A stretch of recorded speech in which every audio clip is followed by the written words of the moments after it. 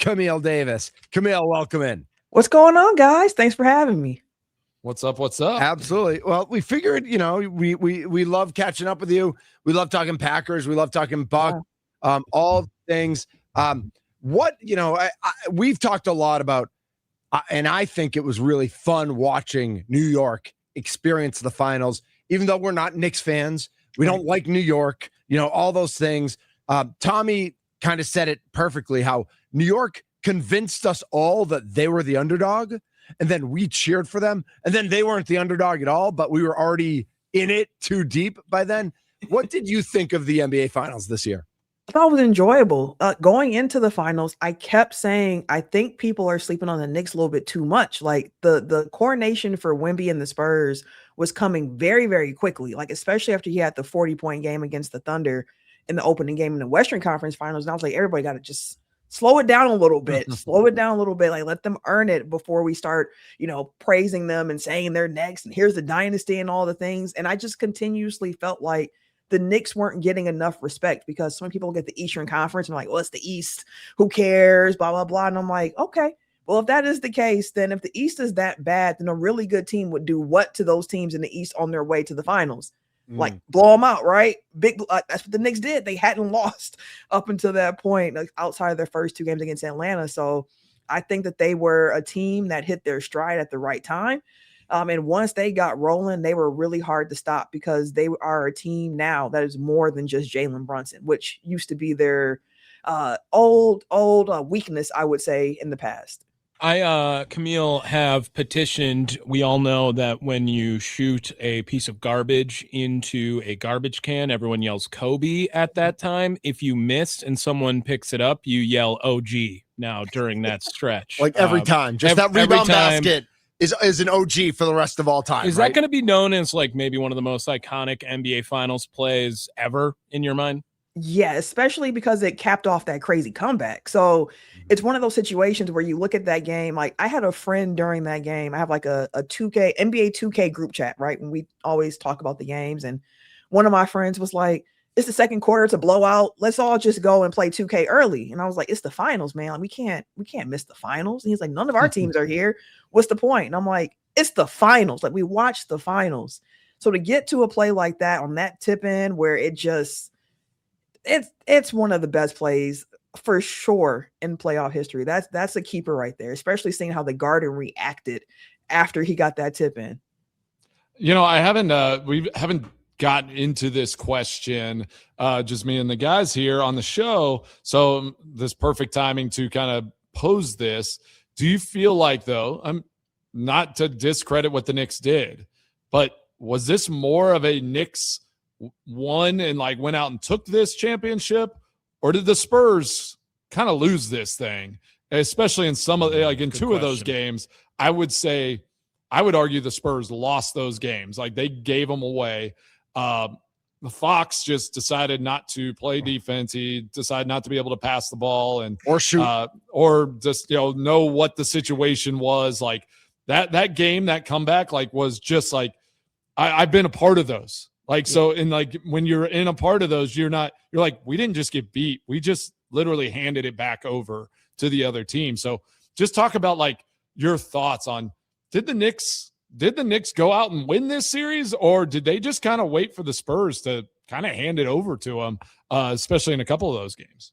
I think that the Knicks went out and took those games. I think if it was something that happened like once or something where you're like, okay, the Spurs kind of let that game go.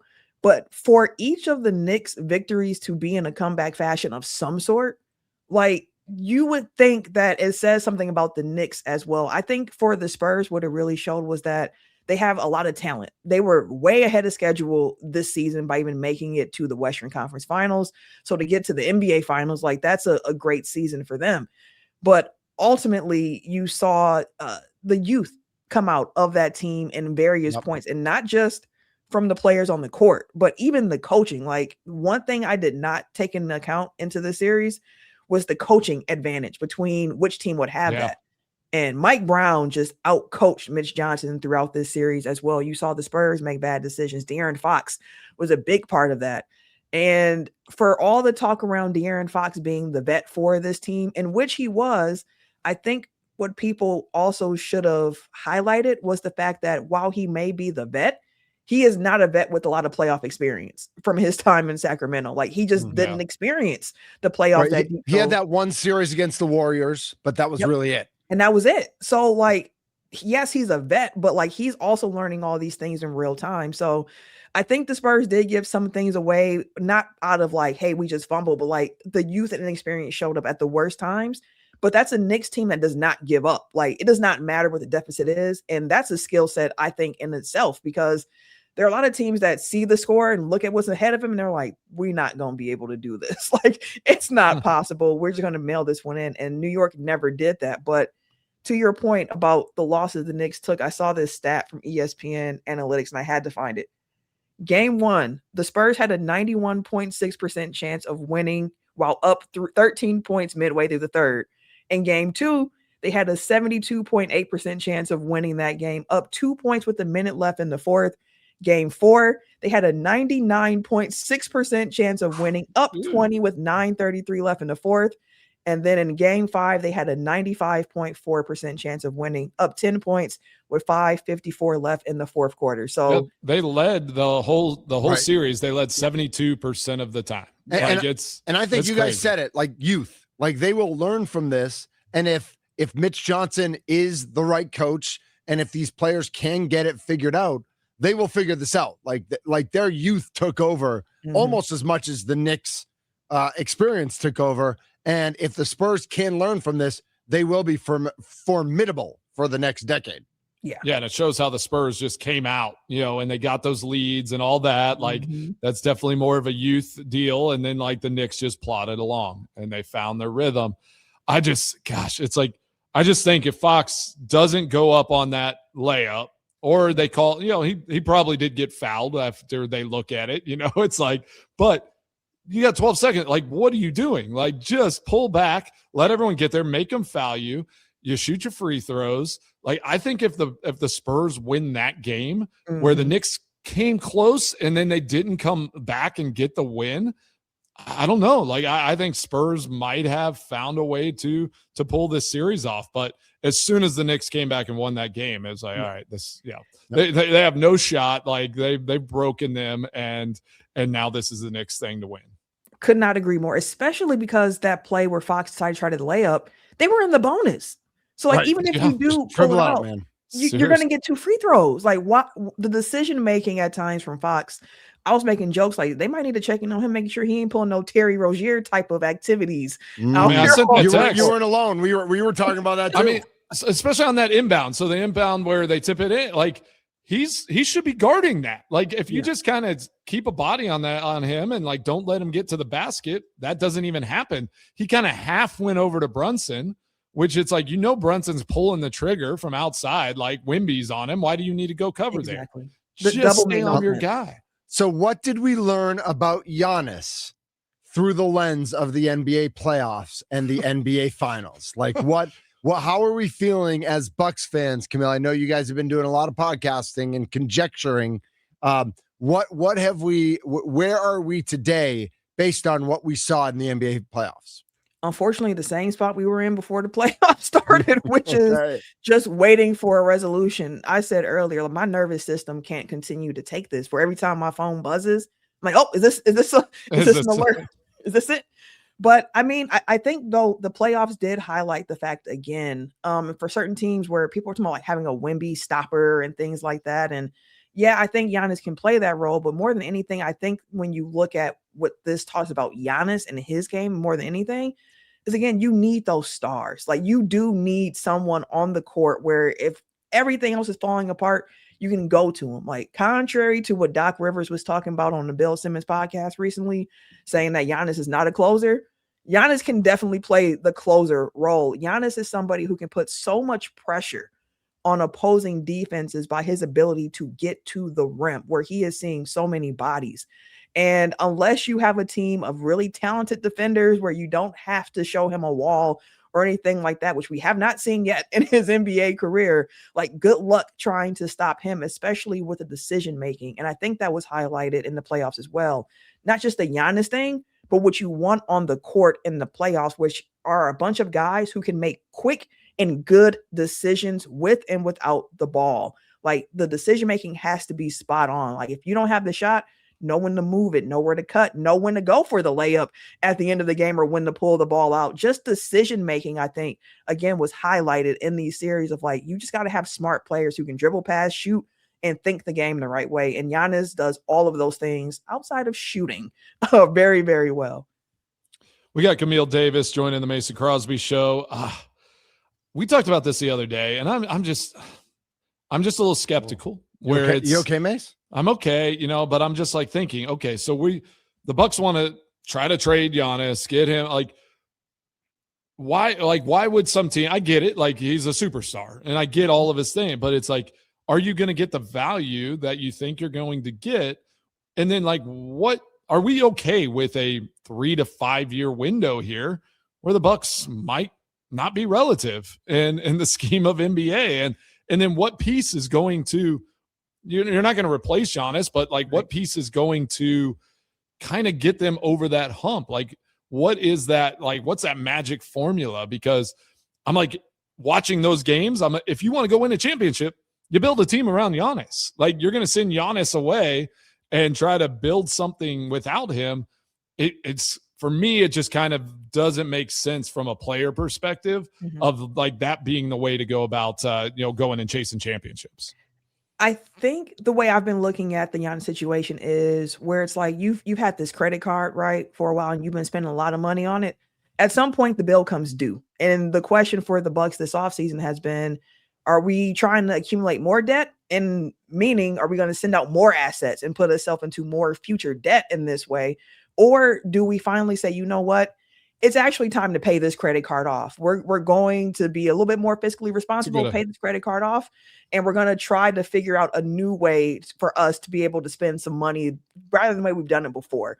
And with that, there is not going to be any trade that brings you equal value back in 2026 for Giannis. That's not possible. He is, in my opinion, the greatest player in franchise history. He is one of the greatest players to ever play in the NBA. So when you're talking about trying to get a fair return for that, it's not possible. So what you're really looking to do here is, what does this next era look like? That's what they're saying. We are now going to commit to figuring out what the next era of Bucks basketball looks like, because our Giannis, our superstar, he wants to win championships. We don't think we have enough left in the tuck to find a way to make this a championship team again. So instead of us continuing to hemorrhage future assets, we're going to start trying to accumulate assets and figure out a way to build a team. Because if the playoffs and the finals said anything else to us, it is that there's more than one way to build a team. You look at the Knicks, and that's a starting five that had no draft ties. No one was drafted by the Knicks on that team. It was Jalen Brunson going there, taking the pay cut, and then they found guys around him that worked. Look at the Spurs, opposite. A bunch of guys they drafted themselves, where it's these are homegrown talent. There's a few different ways to go about building a team. And right now, I think the Bucks, if they do trade Giannis, what they're signaling is we have a coach that we believe can lead us through this next era, who's great with player development. So we are going to get these young guys, make this a team that's fun to watch in the sense that they're going to compete. And what you're starting to watch for is not necessarily can we win a championship this year? It's who can we build around on this team? So NBA teams, as any sports team, go through different life phases that they're in. The Bucks might not be in that championship window after a Giannis trade, but I don't think that means that they will be not fun to watch, because there is some joy in figuring out what's coming next. I don't think they can sell us on owning the future again like they did when Giannis was young and they got Jabari Parker and all of those things. But the pitch really is going to be how do we develop the future? What does this look like? And you're on the ground floor with us while we figure it out. And honestly, that's part of why that 21 championship felt so good, especially to someone like me who was in the Bradley Center paying $25 to sit in the lower bowl, watching some really, really bad basketball for some years, to see how the team built from that point to a championship contender on the backs of the two guys who we saw figure it out in real time with Giannis and Chris and the additions that came with that. There's a certain joy in watching your team win a championship in that way when it's homegrown. But I don't think any Knicks fans are mad at the way that they grew their championship either. So as long as you find a way to get back there, is cool. But for the Bucks, it's just going to take some time where it's like, we're acknowledging we can't give you a championship contending team this year, Giannis. We know it's what you want to chase. So go chase that. We're going to try to figure out how we get back there, in the next 5 years or so. Man. Well, that's why Camille Davis is the absolute best. I mean, all right. You laid that out perfect. So who's Giannis playing for opening night next year? I want to ask on what trade package do you like the most versus which one do you think is the most likely to happen? Right. Knowing that liking the most is like the made up ones that are on the internet. Because there's no I kind of want to behind. I want to throw another little piece into this line of questioning is watching this final. Do you want to build this new thing around a ball handling point guard or something like that, or do you want to find a big like a Wim? You're not going to find a Wimby, but like replacing Giannis and a versatile guy like that, or do you get someone that's more like Jalen Brunson that's just going to run the show? So we got a lot of questions for you. Yeah, Throw it all out. Okay, so here's how we start with this. I think my favorite Giannis hypothetical draft packages that I've heard came in once. Unfortunately, the Boston Celtics got involved. The idea of Giannis playing in Boston does make me sick to my stomach. But the idea, if it is a 3-team construct where you're able to bring in an Atlanta team or someone, or Portland's been thrown there. I'm not as interested in the Portland side of things. I don't put as much value in the Bucks getting their own draft picks back with the way the lottery reform is changing as I would have had it not, because who cares if you have your own picks and you're tanking if it's a full lottery 1 through 16, like you just need a ticket. It doesn't matter if it's yours or whatever, just get a ticket. So the Portland one doesn't interest me as much, but if it is Atlanta, which I'm not sure how likely that is, but where you can get the 8th pick in this draft, plus you have 10, to have 2 top 10 picks in this draft, I think would be an outcome that I could live with. Plus, of course, future draft capital that comes with that. The Miami draft package, I can get on board with it, but only if Miami's not being cheap. Like if it's Miami, y'all got to come up out of everything y'all got. I want all the picks. I want all the swaps. I want Ware. I want Hero. I want Yakachunas. I want I want it all. I want everything. I don't want 13 and one more draft. I need everything. So I think for me, what I'd be looking for in any Giannis trade package that is put together before the deadline is there a way I can walk out of here with at least 2 lottery picks, including my own pick? That's what ideally I'd be looking for in any package. And as for the players that you look to build around when it goes forward, again, another lesson I think that we can take from this playoffs is that you want winners. It doesn't matter the size of the guy or whatever, like Jalen Brunson, who thought a 6-foot guard could lead a team to a championship, but he has that winning DNA. He can pass, he can shoot, he can dribble, he can make decisions really quick. The main 4 things that you want to see in the star. So I don't care if it's a wing, a guard, a big, whatever, as long as they got that in them where it's like, I'm trying to win at all costs. Giannis has that in him where it's like in the run that the Bucks had, he didn't mind taking the backseat to Chris Middleton. So hey, Chris, if you got it, you got it. Go ahead and cook. Like you want your guy to be able to take a backseat when needed, but know when it's time for them to step up and be like, okay, now it's on me. Because there were times too, with like De'Aaron Fox was in the star, but when he should have been passive, he was aggressive. When he should have been aggressive, he was passive.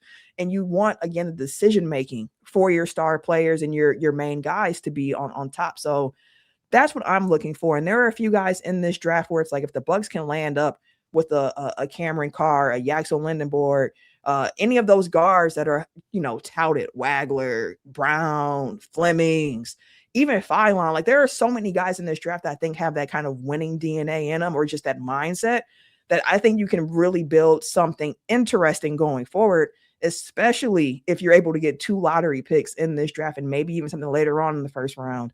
Combine that with what you already have in a Ryan Rollins, who maybe could be one of those kind of guys who's like, could he be an all-star type of player? Like, I think Ryan Rollins does have that type of ceiling in his game. All right. What does Bogalu Markovic look like? Because he was drafted last year. He had a great year overseas this past year, winning top honors in their league. So, like, when he comes back over this year, does he look like an NBA player? Like, the development of whatever is to come, you need guys who are coachable, guys who want to win, and guys who are committed to playing 2 sides of the ball. So hopefully the Bucks can get that in the draft and figure out a way to construct a team around that as well.